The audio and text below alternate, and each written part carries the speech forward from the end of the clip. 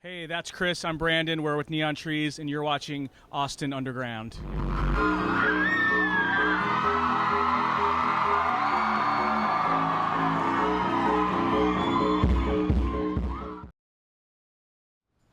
Well, for the history of the band name Neon Trees, our singer Tyler used to go to high school in California, where In-N-Out Burger is very popular down there, and he'd go there and see these neon palm trees and they're not at every In-N-Out. And we're doing this interview from Austin, Texas, where the first In-N-Out just opened. They don't have neon palm trees there, but Tyler saw that and thought that would be a good name, right? But didn't he try to trick you into using other names that were already taken? Like Quicksand? Wasn't Quicksand one of them? Probably. He brought me a whole list of names that supposedly he'd thought up, and more than half of them were just awful names, and then probably the other half were already used by slightly lesser known bands, but still bands that people would have known. We would have been in this huge lawsuit and everything, but the one that stood out was Neon Trees. I didn't even know the story behind it at the time, but I thought that sounded the best. It's been very surreal being able to play on the late night TV shows. The first one that we did was Jimmy Kimmel, and that was pretty crazy, but I think when it really hit hard is when we got invited to come out to play Leno, The Tonight Show. We were on tour with 30 Seconds to Mars, and I think someone canceled last minute, and we only had like 2 days notice or something.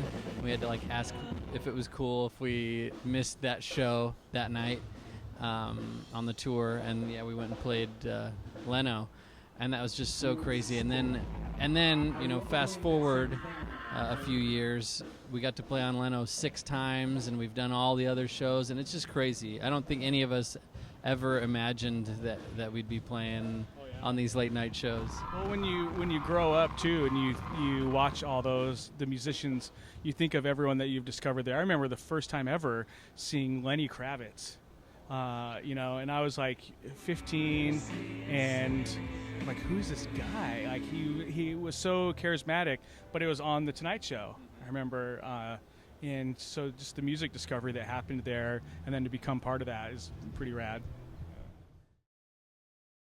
Yeah, so we've had the opportunity to tour with a lot of great bands.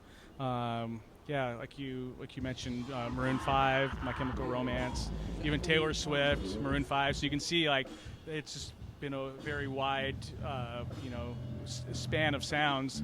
But it's cool because I think we're able to fit in that. We never had to change ourselves or our music to fit into any of those shows. And I think it's just a good sign of how open-minded people are to music these days.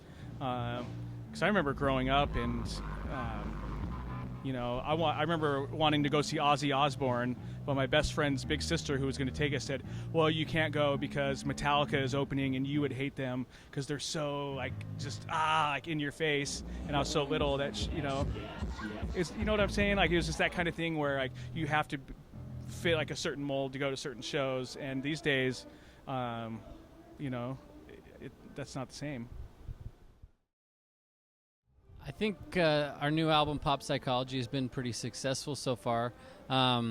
It's cool when we've been out on tour now for a few weeks or so, and I think a lot of the new material people know just as well as the old stuff. People are singing along and really getting into it. And it's really cool that we don't have to wait, 6 months or more till everyone's singing along. It was kind of immediate this time around. So I think that means people are listening to the album, hopefully buying it and not just stealing it. But it's good. As long as people are showing up to the shows, that's what we care about the most. Yeah. Shows, man. Gigs.